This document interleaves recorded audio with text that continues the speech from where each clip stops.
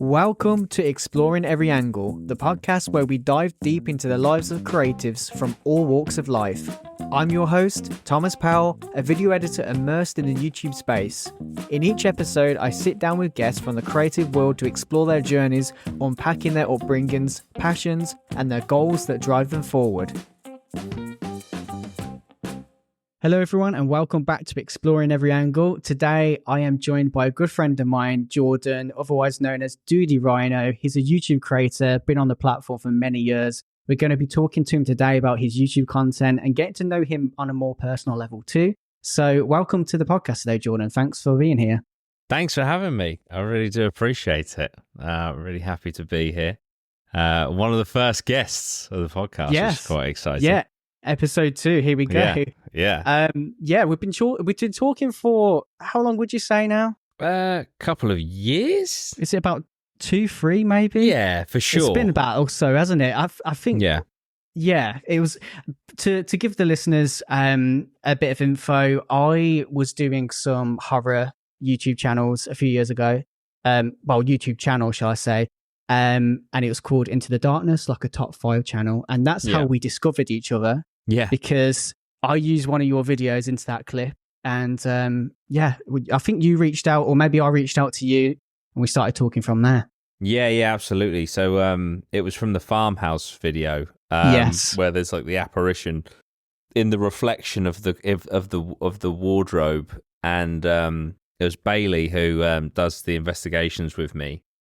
He saw the video, your video, and was like, "No way, we've made it onto a compilation." And I was like, quality, link it. And then I watched it, and then I just emailed you and was just like, "Thank you so much for having the video in there." We do investigations regularly, so hopefully we'll be able to give you some more clips. Which I'm pretty sure. How many times? I can't remember how many times we featured, but it was a couple of times. And then obviously I came on to do a voiceover, which was awesome as well. Yeah, no, that was awesome. I definitely enjoyed making those videos. I'm not making them right now, but it was really fun at the time, and it was great to kind of meet you through that too. I remember I knew of you anyway, so as I was doing the top 5 videos, I just curiously thought, I wonder if Dudey Rhino has caught anything cool on his channel to use for a video. And just happens that I think at that moment, that was your most recent video at the time, and you had caught something. Yeah. So it worked out perfect. Yeah, absolutely. I mean, the coolest thing about that was, or that video, that moment, is that we didn't see it at the time. I didn't catch it in the edit. It was a viewer in the comments being like, Have you noticed this? And then it was like, oh wow, that is pretty horrifying. So so then I think I changed like the thumbnail and stuff to like ghost caught on camera, blah blah blah. Yeah, I remember seeing it on the thumbnail. That's what attracted me to it. Yeah. But to fill a bit of context as well to the actual situation, they're in this haunted farmhouse, and there was a wardrobe. Jordan, you got into the wardrobe and spent a bit of time in there, didn't you? Yeah, I was inside the wardrobe, yeah. Nothing happened, but then as he came out, as the camera, I think it was panning, what looked like a silhouette of I'd say a lady, white in like lady. a white dress, super creepy. Yeah, which was even weirder because, someone was like, "Oh, was it one of you in the reflection?" But the thing is, we were all wearing black, and this was clearly, a light-coloured dress. Yeah, it was very creepy. And then we went back to debunk it. So we went back a second time to debunk it. Couldn't debunk it. Planned to go a third time, and someone burnt it down. So shame, man. But yeah, this is very sad. But yeah, no, that video is how we came into contact with each other, and then we've had a few projects since, which is really cool. Yeah, no, yeah, definitely. It's always cool to look back as well, and I remember this, like how exactly we started talking. So I kind of forgot about it until I thought yesterday as I was like preparing to have you on here about back then to that. So super, super cool stuff. So rewinding back to the start of your YouTube channel, what initially inspired you to start making YouTube videos in general? So when I was in high school, I was good at like two things really. So I say good, I had two interests. It was like, so PE, like sports, coaching, things like that. And drama. I did GCSE drama. I actually got an A star. It's the only A star I got, an A star in GCSE drama. And when it came to choosing what to do at college, I sat down with my parents and I was like, I basically have two choices here. I can either go for the like more guaranteed work route of sports science, or I was going to go and study musical theatre. And in the end, I decided to go with logic rather, because it was just like, obviously the chances of being successful, etc., are incredibly slim, stuff like that. So yeah, so it was a shame because I chose academia rather than being creative, and I'm a very creative person, or I like to be creative. So yeah, I said bye to all the drama stuff, and one day when I was lifeguarding, my friend at the time came up to me and said, there's a game coming out. Cool, this is all connected. I know it sounds quite convoluted, but there's a game coming out called Eerie, or there's a game that's come out. It's a horror game. It's free to play. I'd love it if we played it in our houses, like over Skype, because it's scary and he didn't want to play it by himself. And then I was like, yeah, okay, cool. And he was like, oh, actually, if you download Fraps, we could record it and we could put it on YouTube. And I was like, oh, yeah, man, that sounds really cool. Because then I was able to be creative.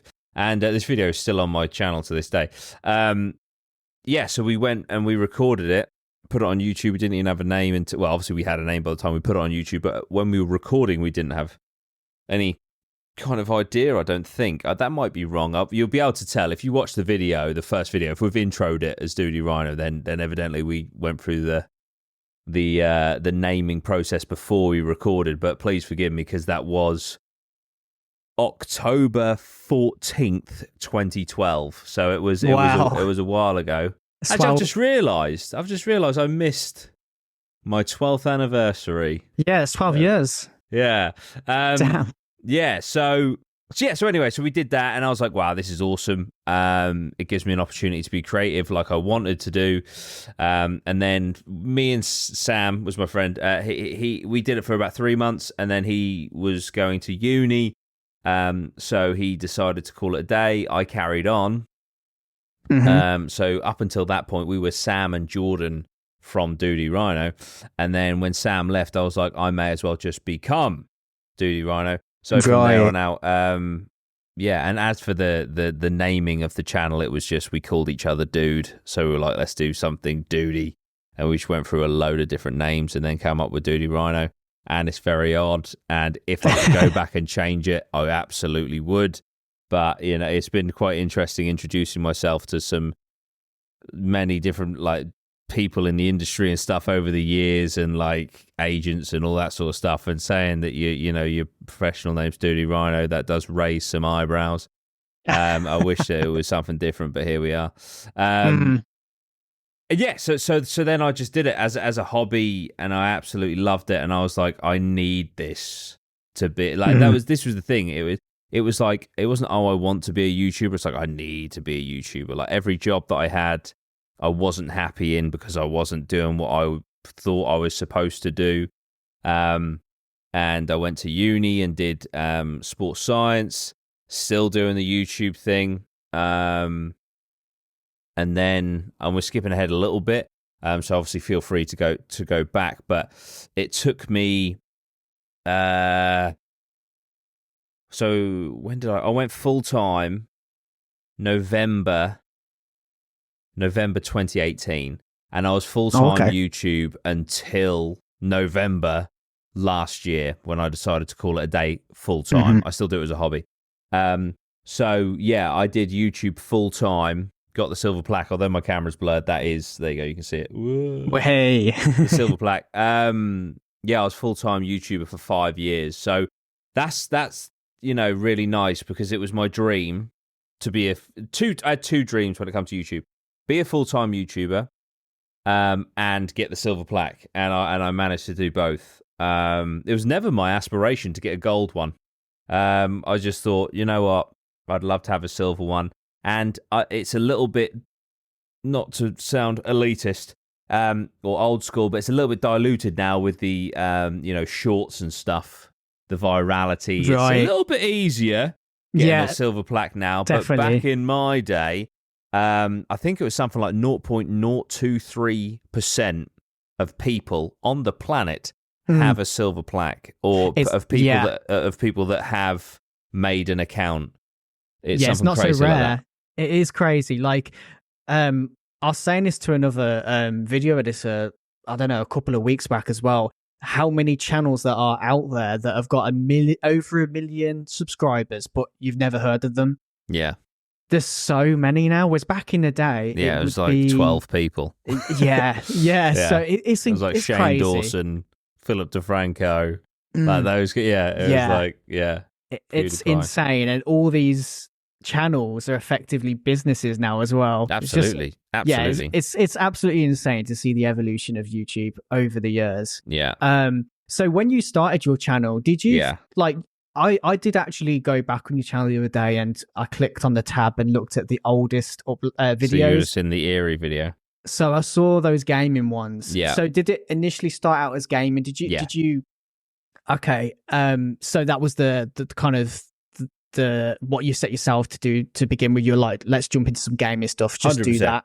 So our idea was we love gaming, but specifically we wanted to do survival horror gaming. It was very big at the time. It was like everyone was playing like Amnesia and stuff like that. Yeah.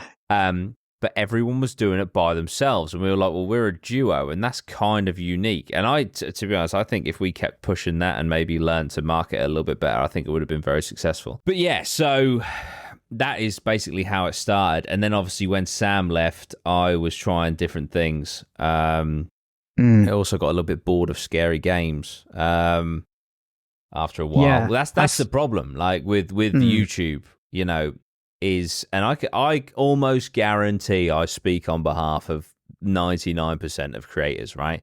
You get pigeonholed so quickly.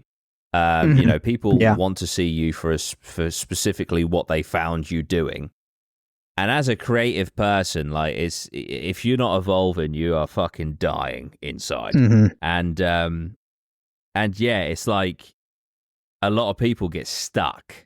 Get stuck doing what they're doing. Like I'm not going to name this person. I'm not even going to reveal the gender because it might give away. But there is someone that got famous for slime videos.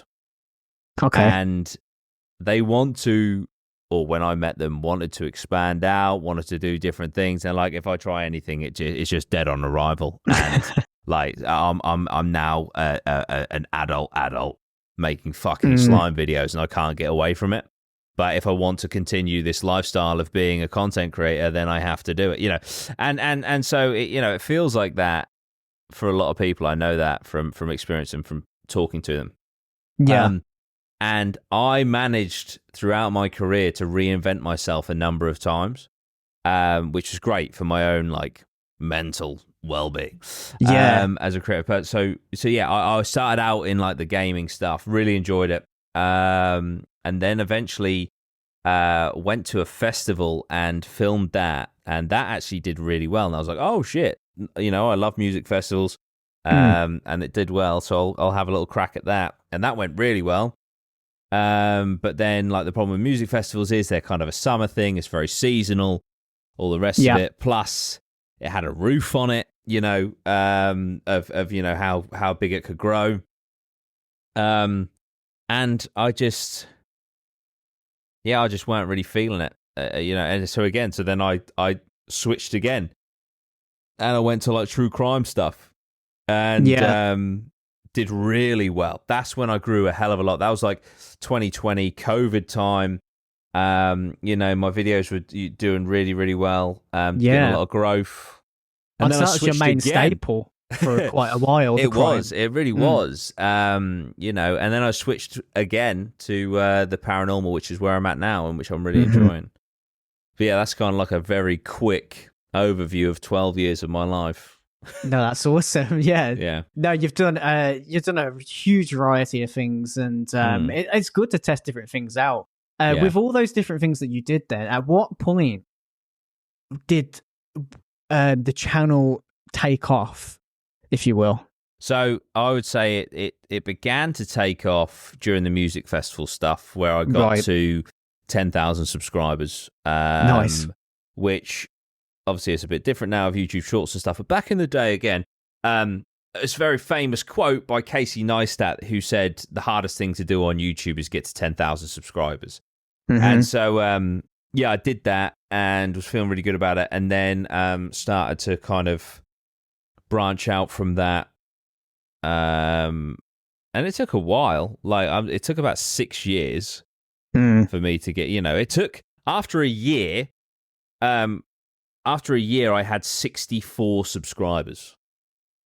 Okay. Yeah, I think it took me like 3 years to get to my first 1,000. It takes so long. Yeah, absolutely. And I've got about 1,600 videos, So it's been a grind, without a doubt. But it's just because I absolutely loved content creation that just drove me, I would have, obviously, I kind of fell out of love.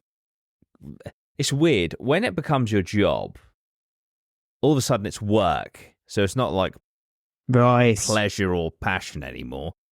Right. And so it did start to take its toll a little bit. It's like, well, if this doesn't do well, then my rent isn't getting paid, So it all shifts, rather than I want to make this because I want to make it or I'm passionate about it. It's like, I need to make this because blah, blah, blah. I would, when I really got going and got to like 100K and stuff like that, I think, it's hard to explain.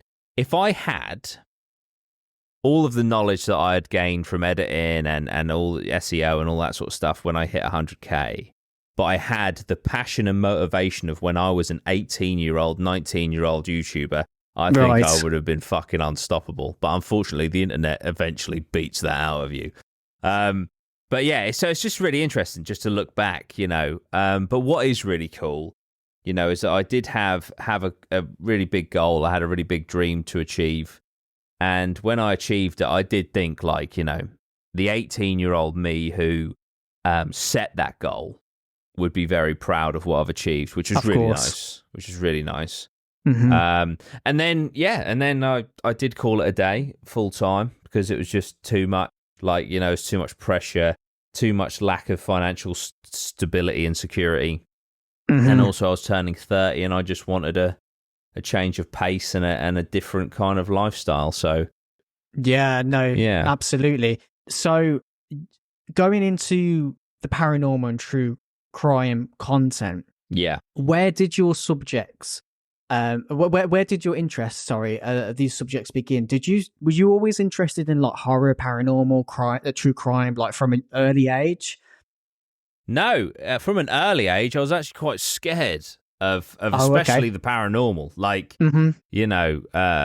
Most Haunted and things like that. If it was on TV as a kid, I would turn it off because I was too scared. So it's actually hilarious that I do what I do now for fun. But so growing up, I wasn't crazy about it. Obviously, I do like the odd true crime documentary and stuff like that. But then it was really lockdown when everyone had all the time in the world to, binge Netflix consume and stuff. Content. And we were watching some true crime documentaries. We were watching some ghost stuff, and I was like, fucking hell, man. Like, not I can do this better at all. But like I can do that, and I think that I could probably do it all right. So then I started doing. I think I started with a few ghost videos, and then I did a few true crime videos, and then it just really resonated with people, and it just kind of popped off. And then when we got out and we're doing paranormal investigations and stuff, and it sort of like got us to where we are now. Like, don't get me wrong, my viewer base has reduced. I think like. I at some point got blacklisted, in some way, shape, or form for I mean, I know that true crime content is, a little bit controversial, and as is Can be. paranormal. And I feel like you're either chosen by the algorithm or you're absolutely shat on. And I kind of somehow fell into the latter a little bit, but I have a very strong core audience that I absolutely love creating content for, and they really enjoy, what I do. I have noticed that. Yeah, you have a really dedicated audience, and even the people over on your Patreon, they always seem to be there commenting on things, and they've been following you around, being with you every step of the way. Yeah, no, absolutely, and that's the thing. Like, it's a case of like, I've had like a massive audience, and I've had periods where my videos were hitting between 50 and 150,000 views ago, and it's like everything you touch seems to turn to gold. But in recent years when it's been on a decline, but you still notice the same names and stuff, it's like you realize like that's what's important. The people that kind of stick around and really love what you do. And also, so like we do the podcast, and it gets between 1,000 and 2,500 views, which, I understand. I've got 101,000 subscribers on YouTube. Evidently, a lot of them are dead accounts or left or, blah, blah. But if you take, I think there's so much focus on like big views. If you took 1,500 people and put them in a room, that is a lot of people to entertain. Still a lot of people, yeah. And the thing is, I don't do it, for financial gain or anything like that. I don't do it for a lifestyle. Any money generated from Patreon and stuff, I reinvest into investigations and things like that. Everything that YouTube and the Facebook and Patreon generates is all reinvested into the hobby and into creating bigger and better content. Because I have a full-time job that sustains me and my lifestyle. So, just being able to have that core audience of like having a core audience of like 1,000 people. When you take all of the social media and growth and bullshit out of the equation, and you think you've like got the privilege of entertaining 1,000 people every single week minimum. Yeah, that's fucking awesome. So my whole like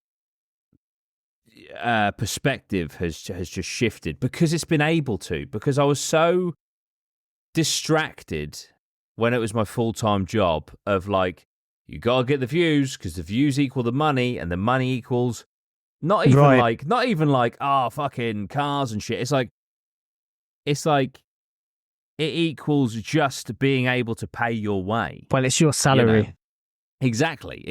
So, I've never made like crazy money on YouTube or anything, but I've made, I did it for 5 years and I never missed a rental payment once. It's and it was cool. It was like I'm doing what I love, or like this dream job, for 35. 40 grand a year, like fucking hell, there's worse things I could be doing for 40 grand a year. So yeah, it's been a weird and wild ride, but being able to walk away from full time, which by the way, when I did, it was like the world lifted off my shoulders. And be able to go back to what it originally was for 6 years when I was the most passionate about it, when ultimately it didn't matter. And when I say it doesn't matter, obviously it matters to me, but it's like, it's not life or death. It's not food or starvation. Do you know what I mean? It's just so much better, man. And I feel like maybe that's what it always was supposed to be. But obviously I achieved something awesome in my own mind. Absolutely. I got to answer that question as well, which I think is probably more important than anything. Like I said, I was very miserable in any job I had because I was like, I'm supposed to be a YouTuber. I want to be a YouTuber. Because I got to do it, I got to see the great sides. I got to see the very fucking horrible sides. It's answered the question that I can drop it. I can put it away. I can put it to bed and not be like, oh my God, I'm supposed to be this. I'm supposed to be doing this. that's not in my mind anymore because I did it, I enjoyed it, and it's done. Yeah. So I can now go on with my life, knowing And that you've I got achieved the benefits of just enjoying it as a hobby now without that extra pressure. Because exactly, yeah. Because effectively the situation you were in, if the videos are basically not doing that great, you're getting little to no income coming in through it. Yeah. So it was like that would just create a vicious cycle for you. Yeah. So yeah, I can totally understand why you did that and why you then changed direction going back into full time. But yeah, so in terms of other content and things you've been involved with, the very first time I discovered you, in fact, was through the Happy Hour podcast. Yeah. How did that come to be? How did that all start? It's quite a cool story actually. I think I was on I want to say 12-ish thousand subscribers, and I was doing the music festival stuff, and I used to do a weekly live show, and then and I used to do obviously lots of content, mainly centered around Reading and Leeds Festival, and so the night before going to Reading Festival in 2018, I was doing my live show, which that show. The night before the festival, I used to get fucking hell, 1,500 people tune in live. Oh, cool. And so yeah, we were chatting about the festival and stuff, what we're looking forward to, blah blah blah. And then someone that was watching was like, JaackMaate has just tweeted that he's going to be at the festival. Oh, okay. And obviously they were like, you're both from Norwich, blah blah blah. They were like, you should ask him to come to your meet up, because on the Thursday, so I did Early Birds, which was the Wednesday. This live show is on the Tuesday night, and I was going to do a meet up on the Thursday, which in itself was crazy. You can see the video on my YouTube. 500 people turned up. It was fucking crazy. So anyway, someone was like, you should tweet him and say, come to my meet up. So I was like, yeah, fuck it, cool. So I tweeted him, and he was like, not going to be able to make that, man, but we'll go for lunch when we get back. And I thought, okay, just blow me off. That's totally cool. I didn't really give a fuck. I'll just go. Right, yeah. Yeah. Literally didn't give a shit. And didn't think anything of it. And then got back from the festival, and I was like, I'll see if it was true. I'll take him up on the offer. And then we met up in the city, had a drink, chatted about YouTube and stuff. What do you want to, asking me, what do you want to get out of this? What do you want to do? Where do you see yourself? Blah, blah, blah. Mm-hmm. And then we just started chatting about other stuff, just regular stuff, and we got on really well. And then I think it was a couple of weeks later, he invited me on a night out. So I was like, yeah, fuck it, I'll go. We had a night out, got on an absolute house on fire, and we struck up a genuine friendship. He then asked me, do you want to come and edit a few of the episodes of the Happy Hour? And I was like, yeah, sure, fuck it, why not? Okay. Edited a few episodes of that, and then he was like, do you want to come on for an episode? I'm sure it'll help, boost you a little bit, get your name out there a little bit. And he was like, we do generally get on, so this isn't a charity thing. It's I think that you'd be good, blah, blah, blah. So I went on, had a great time, had a great chat. And then a lot of the comments were like, this guy needs to be a host. This guy needs to be a host. This guy needs to be a host. Yeah, I remember. You did great, man. Thank you very much. And then Jack was like, fuck it, let's do it. So then I became a host and had a fantastic time. Really enjoyed it. Met some really cool people. Interviewed some really cool people. And I was on it from, I want to say February, March time, 2019 maybe, something like that. Moved in with Jack in the August. And then I was on it until pretty much lockdown. Right, okay. So I was on it for about a year, had a fantastic time, learned a lot, learned a hell of a lot of skills that I could then take forward. I grew a bit as well. I think I went from, when I first met Jack, I was on about 12,000. By the time I left Happy Hour, I was on about 20 or 30,000. And then from there, started the true crime stuff, and then all of a sudden it was just boom, boom, boom, boom, boom. Overall, all the guests, who was your highlight of who you spoke to, and did you learn anything from a certain individual that you still stayed with you today? I mean, there were so many fucking cool people. One of the last people I interviewed was Example, which was very cool. Oh, wow. Yeah, that was very cool. He's an awesome guy. Yeah, he was very, very so down to earth, so chilled, man. Yeah, he seems it. Who? Oh, man. I remember Blue Van Man. He was very funny. He was literally just like someone's dad. Like when meeting him, it's like it's just someone's dad. It was just, but yeah, I'm trying to think. Like, hard to pick someone out. Yeah, it actually is. It actually is. Obviously, there's loads of like YouTubers and stuff. Yeah. That we did. It's been, man, it's the crazy, because it's been like 5 years now. You're actually highlighting how shit my memory is. Yeah, no, that's no problem. It's a tough question. I'll tell you who I really liked, who I really did like, was Lawrence from True Geordie. Oh, okay. He was a really cool dude. I really did like him. He was a really cool dude. But yeah, but I have nothing but fond memories. I really do. And it was just I just look back at that and it's like, that's just something fucking cool that I did, so. Well, definitely. Yeah, man. Yeah. No, definitely an awesome experience. And then from there, you went to create your own podcast. Yes, with Lozzie. Tell us about that. How did that begin? So I'll tell you, right, so that in itself is quite a series of circumstances. So when I was on Happy Hour, we got contacted by a company called HoboJack, which are a clothing brand. Oh, right, yeah, I remember Stevie them. was quite fond of HoboJack, and so they contacted. They're like, "We've seen you've been wearing the stuff.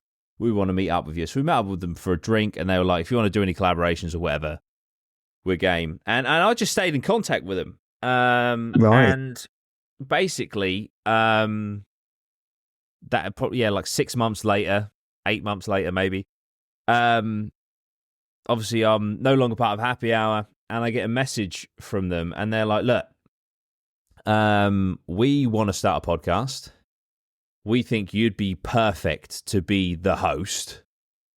Do you have any ideas for a podcast?" And I was like, "Well, I've kind of got this thing going at the minute. It's like allegedly, possibly, maybe." And I think I was calling my audience like the APMA or something. I already had APMA, the allegedly, possibly, maybe army.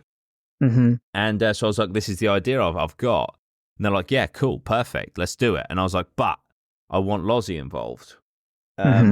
So they were like, "Okay, cool." Like, it kind of works because you've got the two Hobo Jack brothers, and then you got me and Lozzie. So it's like, and Lozzie's your good friend, isn't he? Just to fill some context. Oh, yeah, sorry, yeah. So how long have you known him? I've known Lozzie since college, so since we were 16. Oh, okay. So going way back then. Yeah, for about 14, 15 years. So, yeah, and we've just been incredibly close. He's been incredibly supportive of, like, my career and stuff, and it was always one of the things I never quite achieved, which annoys me. It's one of the only things that I feel like I left on the table, was that it was my goal to get him out of regular employment and into content creation, and I never could quite get that over the line. I felt like APMA was the way to do that, and it just never quite got there. But I feel like what we had there was very special, and it only would have taken the right video, and I know that podcast could have been absolutely massive.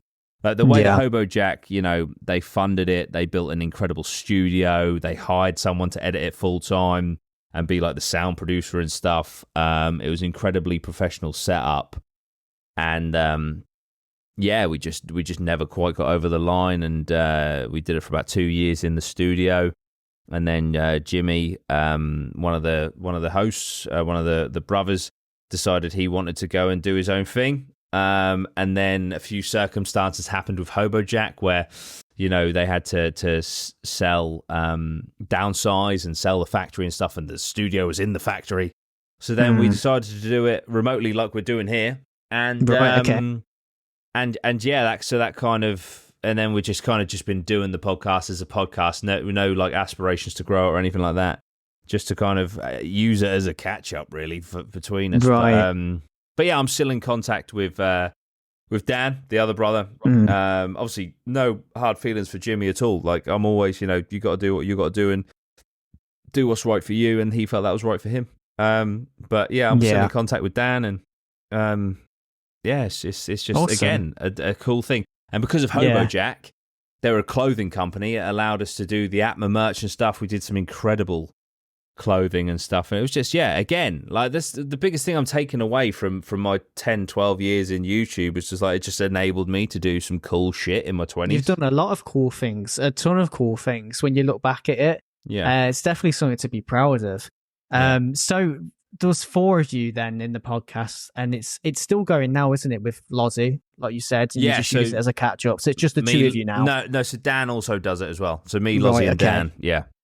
Okay, so the 3 of you. Yeah. But yeah, that's still going now, and it's spelled APAM for anyone that wants to go and check that out at my podcast. And that's a really cool story of how that all began. Yeah.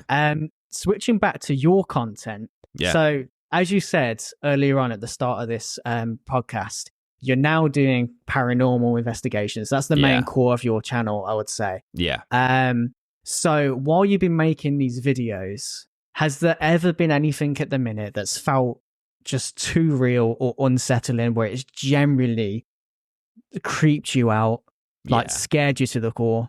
Yeah, so the first time we went to the Ancient Ram Inn. Scary place. Yeah. Basically, we noticed by chance that someone had written in the dust on a mirror the word demon. And the reason that I noticed it was because I was like, fucking hell, that's a bit on the nose, So we noticed that, and didn't think much of it. Went on to do a few bits. And then when we came back a few minutes later, it's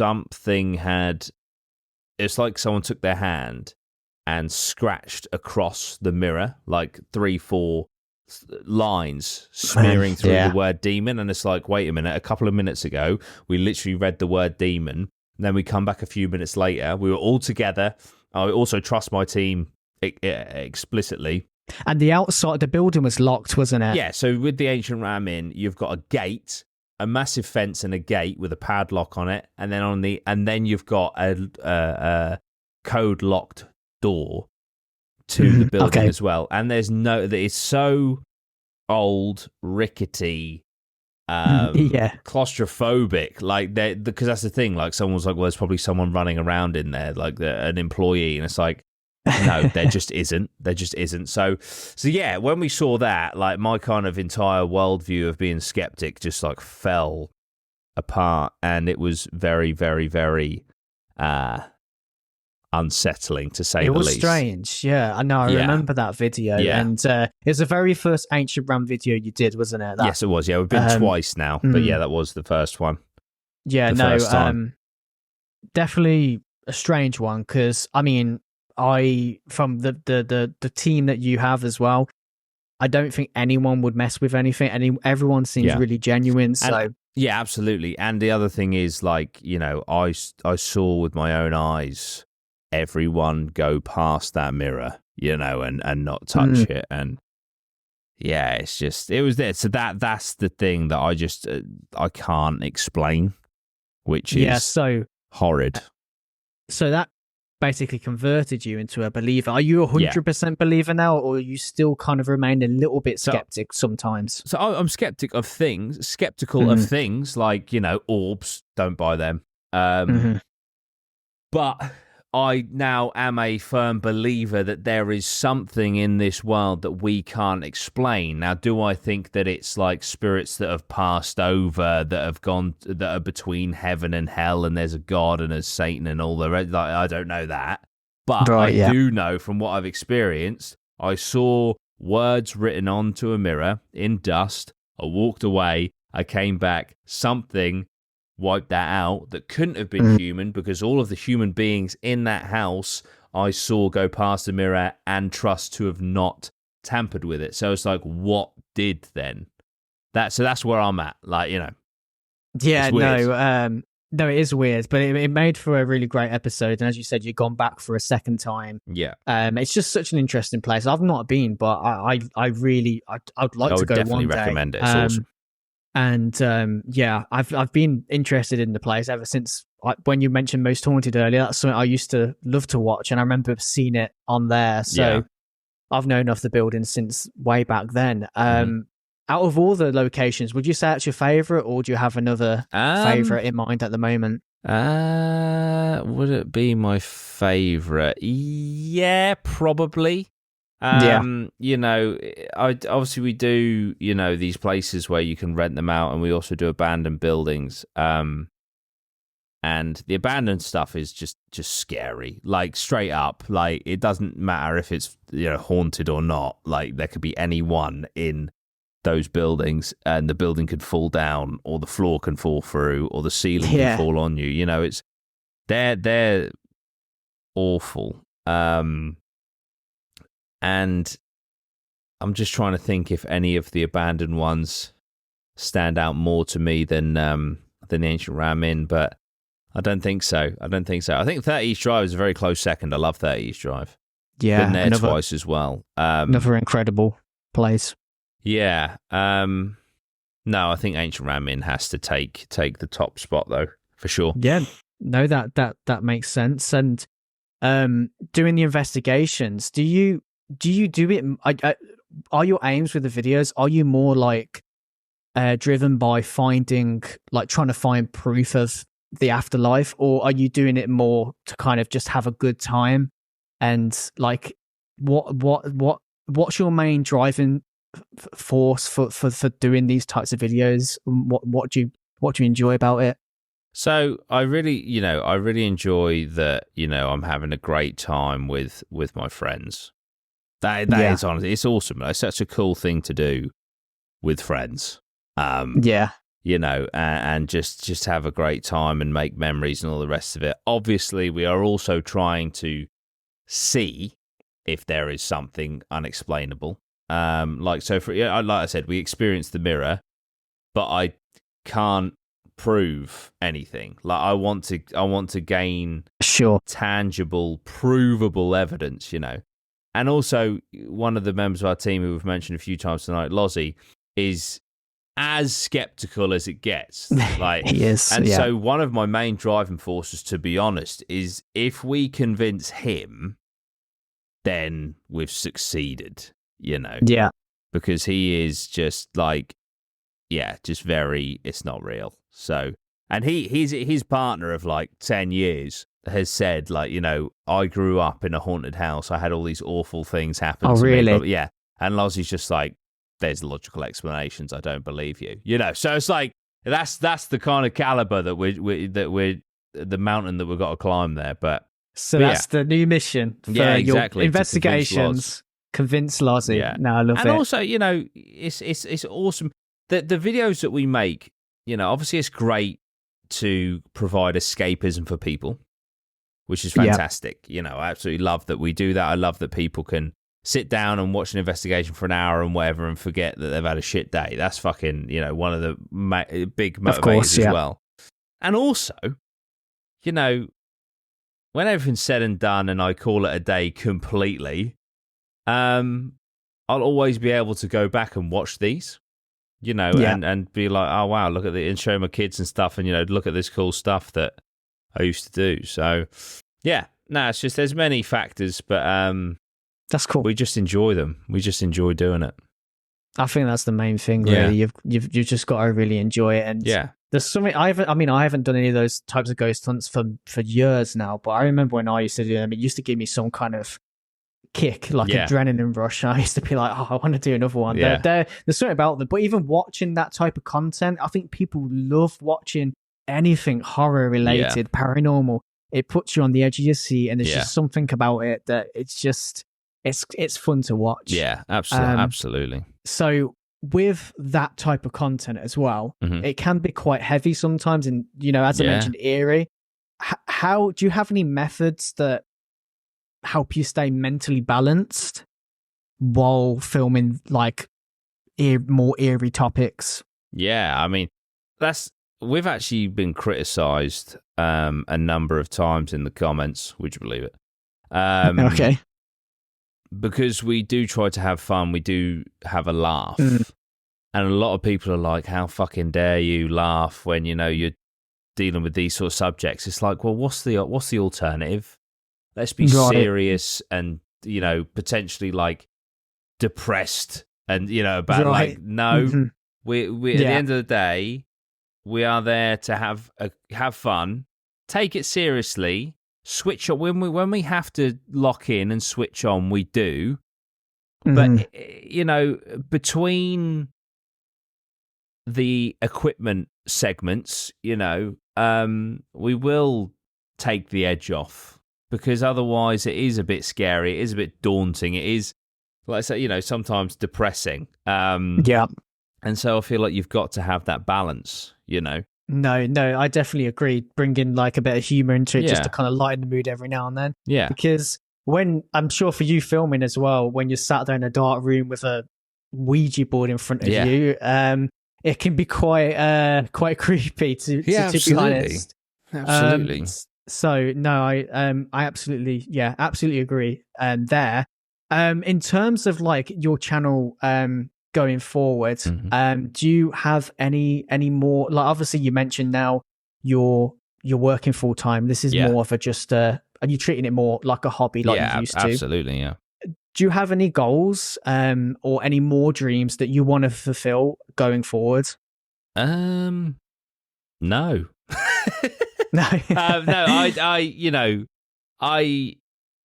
I'm happy with my channel. I'm happy with the views that I get, the people that I entertain, you know, and I do my podcast every single week, the Drip podcast, and then aiming once a month, getting an investigation out because we enjoy doing them, and I'm happy with that. Do you know what I mean? Like I've like I say, I've achieved what I came to achieve with it. If it grows, cool. Like, this is the thing, right? This is the thing. So I'm happy with where my life is at. I'm happy with the trajectory of my life. I've got a career now in something completely different. I'm not going to stray from that. So if the YouTube randomly blew up again, right, I quit YouTube to get a job to make it so that my passions aren't the job, because although they say, oh, if you do what if you do what you love for a living, you'll never work a day in your life. It's like, yeah, tell that to until you're what you love, you no longer love because you're doing it as a job. So like, I wouldn't then go back on the decision I've made. So even if I got to like 1 million subscribers next week, I'll still be doing it on the same schedule, you know. Right. So for that channel, I'm happy. I like I say, I came here to get that silver plaque. I got it. I've done it, and I'm happy with that. So yeah, I'm just going to keep doing the investigations while we enjoy them, which I don't want anyone to worry. There's like, that's not running out anytime soon. And the fact that I don't do it full time, I enjoy it even more than I did before. So, you know. Sure. And the podcast we absolutely love doing. So I'm not going anywhere, but I'm kind of happy where I am, you know. However, to change the not the subject at all, but basically what I'm getting at. So if my channel doesn't grow ever again, that's totally cool. However, our Retro Revive project, I would absolutely love to see grow, because I think it's also nice for me. Like, obviously, I love the ghost stuff and stuff, but to talk about something else as well is awesome. Yeah, and doing all the retro stuff, which I absolutely love, nostalgia. I mean, I'm a 30-year-old man. You can't really see because I've got the blow. We've got lots of Pokemon stuff and vintage kind of stuff in the background. So yeah, like I'm more interested in like exciting projects and stuff. So new things. Yeah.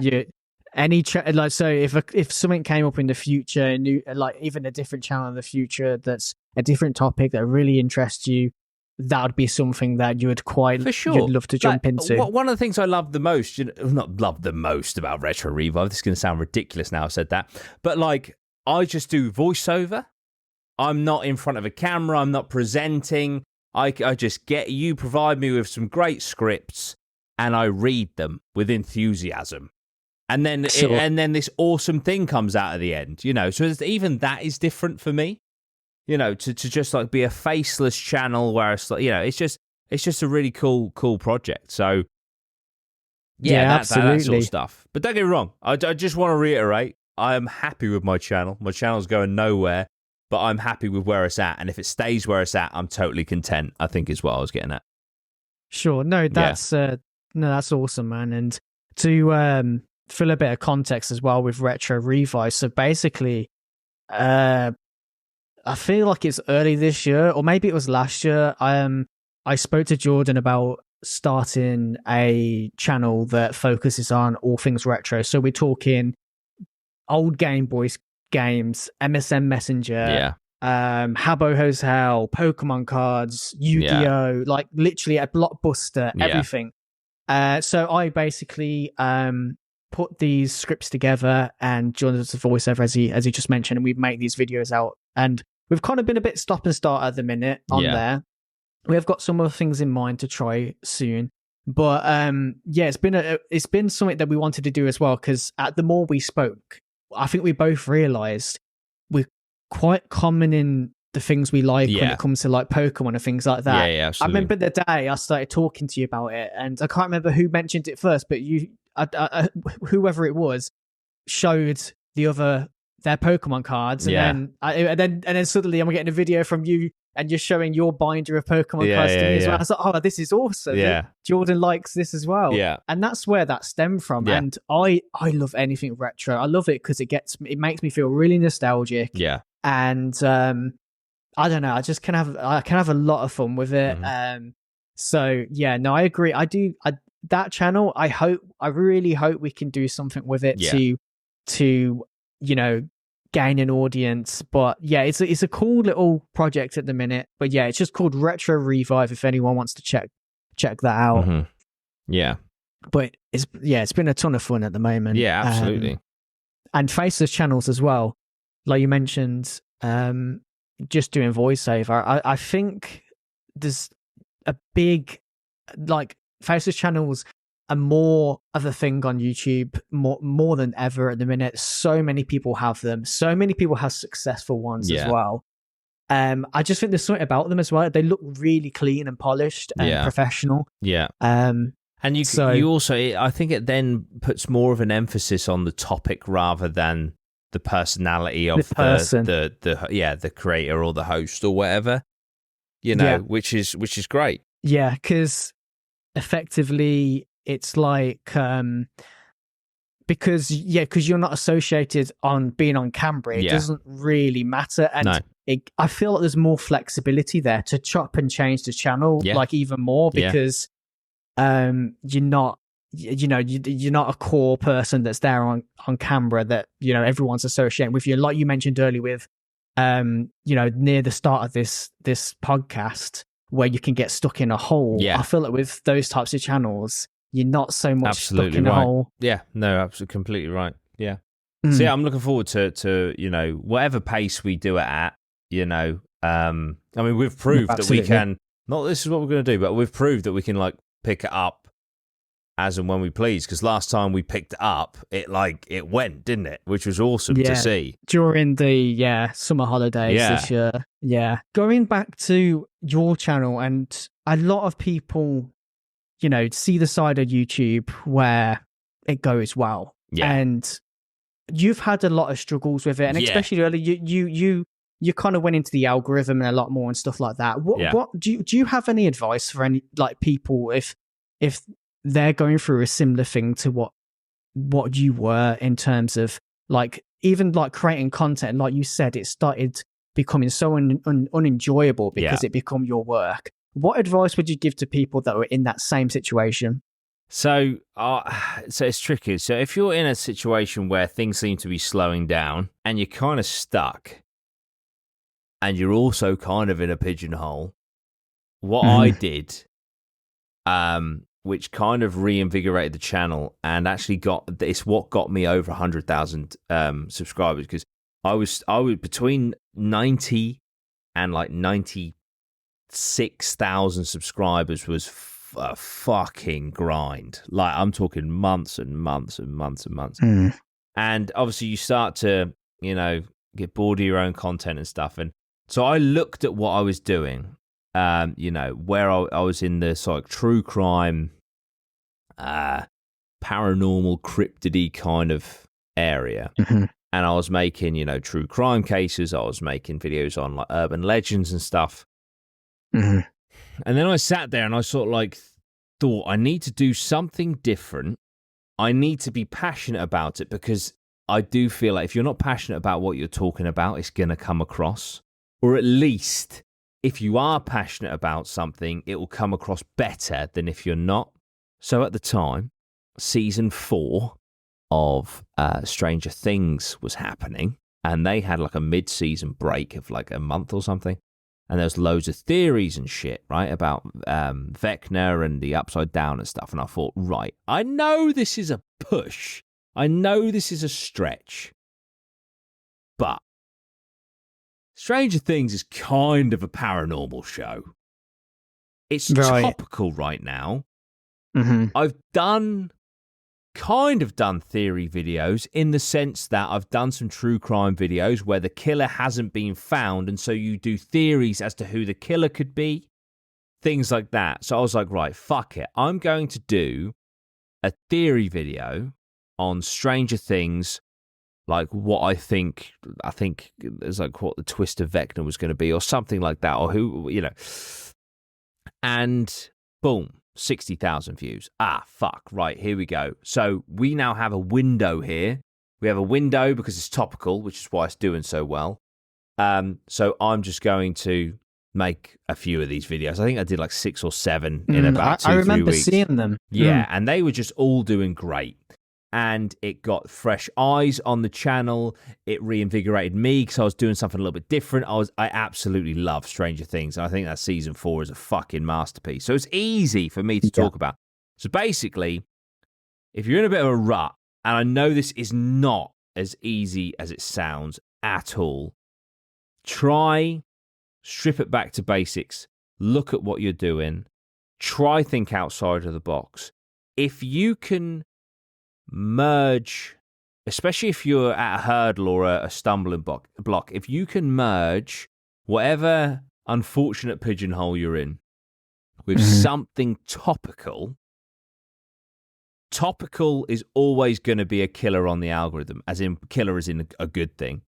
And so it can just like reinvigorate all sorts of things, your SEO, yourself, your motivation, blah, blah, blah. So, So yeah.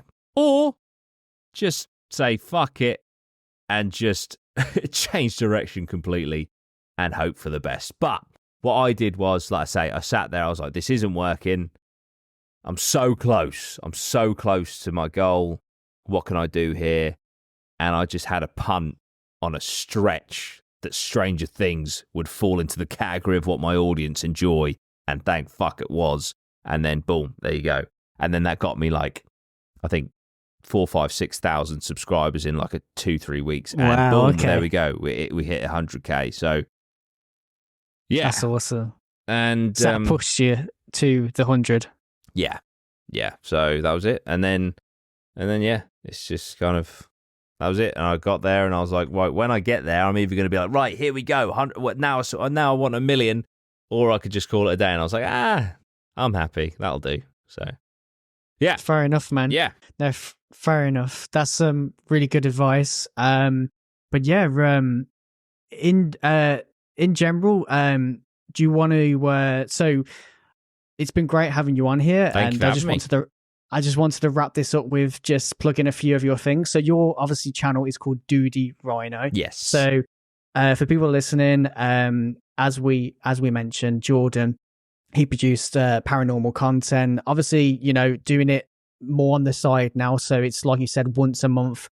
And then you have your podcast. Yes. So you're featured on APMA still, but you have your own podcast called DRIP. Yes, DRIP. So that actually stands for Dudey Rhino Investigates Paranormal. Nice. But I call it the Drip Paranormal Podcast, which would imply it's Dudey Rhino Investigates Paranormal Podcast. But yeah, if you go on like Spotify or wherever you get your podcasts and type in Drip Paranormal, it'll come up. And we talk about all things paranormal, and it's just a great time. So yeah. You can be found on pretty much most of the social medias as well. If you search Dudey Rhino on Facebook, I know you're on there. You've got your own page on there. Are you on TikTok and Twitter? I am on TikTok. I'm not on Twitter ananymore. I got rid of Twitter because it was a horrible platform. I'm not on Instagram anymore. But yeah, I'm on Facebook. I've got 328,000 followers. If I ever come back on, I'd love to talk to you about the Facebook page, because that is a whole different thing. I had a management company. That whole thing was wild. I'm pretty sure I'm not tied to any contract, so I can reveal all. But yeah, it was a wild experience. That sounds good. But yeah, man, Facebook, YouTube, Spotify, all that sort of stuff. Yeah. Thank you so much for having me. I really appreciate it. Sure, yeah, no problem. This has been a brilliant episode, and as I said at the start, like you just done so much throughout the years on YouTube, and it's been fun to for you to share those different stories of the things you've been involved in on here. So yeah, thanks again, and for everyone listening, this has been episode 2 of Exploring Every Angle, and I'll be back soon with another episode. Take care, bye.